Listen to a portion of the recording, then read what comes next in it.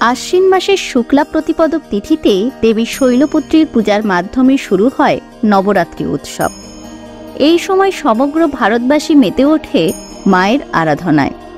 শৈলপুত্রী নামের অর্থ পর্বতের কন্যা, সেই অর্থে পার্বতী ও শৈলপুত্রী সমার্থক। এই দেবী নবদুর্গার প্রথম রূপ। নমস্কার বন্ধুরা, ধর্মকথার আজকের ভিডিওতে আপনাদের প্রত্যেককে স্বাগত জানাই। আজকের ভিডিওতে দেবীর প্রথম রূপ মাতা শৈলপুত্রীর মহিমা আপনাদের শোনাব, তাই সম্পূর্ণ ভিডিওটি মনোযোগ সহকারে দেখুন। ভালো লাগলে লাইক করুন এবং আপনাদের মতামত নিচের কমেন্ট বক্সে অবশ্যই জানাবেন। চলুন তবে শুরু করা যাক। মাতা শৈলপুত্রীর কাহিনী সম্পর্কে জানার আগে আমাদের আরেকবার ফিরে যেতে হবে প্রজাপতি দক্ষের যজ্ঞে। দেবী সতীর পিতা দক্ষ আয়োজন করলেন এক বিশাল যজ্ঞের। প্রজাপতি দক্ষ এই মহাযজ্ঞে সবাইকে আমন্ত্রণ জানালেও তার জামাতা কৈলাসপতি মহাদেব এবং তার নিজ কন্যা সতীকে আহ্বান করলেন না। কিন্তু কন্যার মন মানতে চাইল না, তাই পতির নিষেধ উপেক্ষা করেই দেবী সতী উপস্থিত হলেন পিতৃযজ্ঞ স্থলে।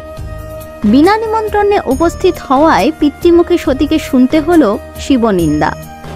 পতিনিন্দা কি কোনো নারী সইতে পারে? তাই অপমানিত হয়ে তৎক্ষণাৎ যজ্ঞস্থলেই দেহত্যাগ করলেন শিবপ্রিয়া সতী। ক্রোধের আগুনে জ্বলে উঠলেন মহাদেব। শিব ও তার অনুচরবৃন্দ দক্ষযজ্ঞ পণ্ড করলেন। মৃতা সতীর দেহ নিয়ে শুরু করলেন তাণ্ডব নৃত্য। এমতো অবস্থায় ভগবান নারায়ণ নিজের সুদর্শন চক্র দিয়ে খণ্ডন করলেন সতীর দেহ। আর তারপর সতী বিরহে কাতর শিব বসলেন ধ্যানে, গ্রহণ করলেন বৈরাগ্য। এদিকে তারকাসুরের অত্যাচারে দেবতারা অস্থির হয়ে উঠলেন। তারকাসুর বর পেয়েছিল শিবের সন্তান ভিন্ন কারো দ্বারা তার মৃত্যু হবে না, কিন্তু ভগবান শিব বসেছেন ধ্যানে, দেবী সতী করেছেন দেহত্যাগ। এখন উপায়?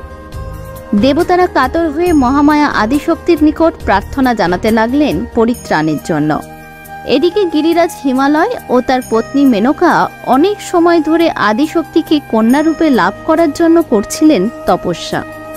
তাদের ভক্তিতে তুষ্ট হয়ে দেবী সতী দেবতাদের পরিত্রাণের জন্য হিমালয় গৃহেই পুনর্জন্ম গ্রহণ করলেন।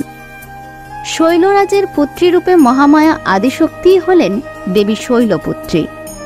দেবী শৈলপুত্রীর বাহন নন্দী, তাই তিনি বৃষ আরোরা নামেও পরিচিত। মা শৈলপুত্রী দ্বিভুজা, তার দক্ষিণ হস্তে ত্রিশূল এবং বাম হস্তে কমল পুষ্প, কপালে অর্ধচন্দ্রধারিণী। আজকের ভিডিও এই পর্যন্তই। ভিডিওটি ভালো লেগে থাকলে এক্ষুনি আমাদের চ্যানেলটিকে সাবস্ক্রাইব করে রাখুন পরবর্তী ভিডিও সবার আগে দেখার জন্য। ধন্যবাদ।